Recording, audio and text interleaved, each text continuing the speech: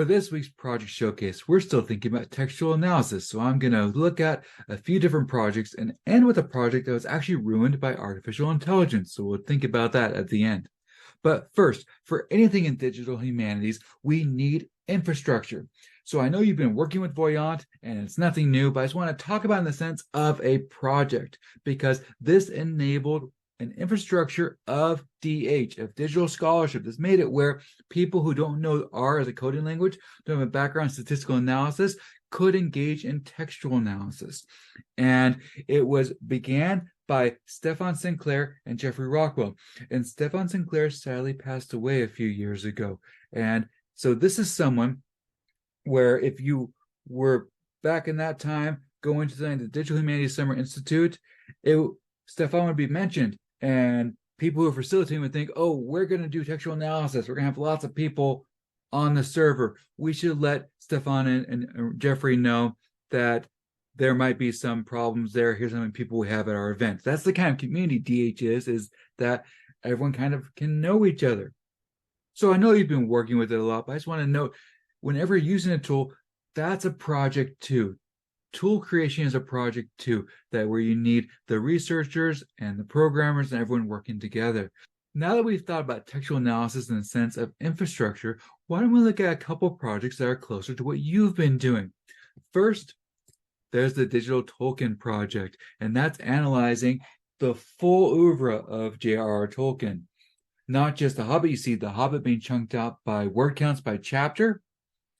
It's not just The Hobbit, the Silmarillion's in there, lots of things like that. You can even not just see their textual analysis, they enable you to do your own by searching in Tolkien. So maybe I want to find elf in there, and I can look through the letters, the Silmarillion, Unfinished Tales. Maybe I research smoking, I can't help myself, so maybe I want to look up pipe. And we can see where in the letters, where in the Hobbit. And I can't click on this and get access to it, but I can see, okay, chapter 1, I need to look at that, and I can see it. So I can enable my own research and do my own textual analysis too. Similar to Voyant. It won't give me visualizations like Voyant. I'd have to have the Hobbit. But with works that aren't in the public domain yet, it's kind of hard to get access to those. So a group like this has gotten access to them. They've OCR'd them. They're using them for their research. They can also enable your work in that way. Because remember, we're thinking about open social scholarship this week and next week. But let's say I wanted a little more than that. This is great because they're showing their research and they're giving me access to do my own in this great search tool. But what if I want someone to write down their own analysis and see what they're thinking about a text? With Speezer's analyzing the wheel of time with natural language processing, that could be an example of that. And this may look like just a normal web page, but this is actually an example of a web page created with GitHub. And GitHub, some of you had talked about that in your earlier assignments, but that's a great tool for sharing code and sharing research. And so what this researcher has done is process the ebook of all of the Wheel of Time, all 14 books, and ran it through his textual analysis methodology to get at some research questions. So let's say this is a series that you're not familiar with and you're not watching the season on Amazon, then something to know about it is the author died and a second author took that up. And with topic modeling, that can be sad. I don't mean be excited about the death of Robert Jordan, one of my favorite authors. I remember what happened. It was devastating. But what's interesting for textual analysis is then we have two different authors with different styles, Robert Jordan and Brandon Sanderson. And those two different authors, even though they have different styles, there's an interesting wrinkle there. Brandon Sanderson's trying to work within how Robert Jordan writes, and Robert Jordan was someone who inspired Brandon Sanderson. So there's already going to be influences there with Jordan's Southernism and the way he writes and his kind of sentence style. But what's really neat this project is they looked at Robert Jordan only words and Brandon Sanderson only words. And so you'll see different things like uneasily is really coming in, destructive is really coming in with Sanderson. And that could be ways to think about how are they writing differently.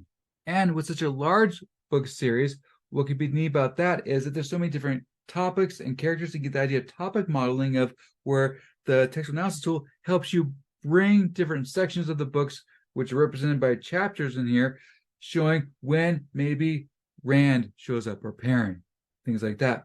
And since there's so many different characters, we can do a network analysis, and we're going to talk about that later, but we have textual analysis, sense of what's going on in the text.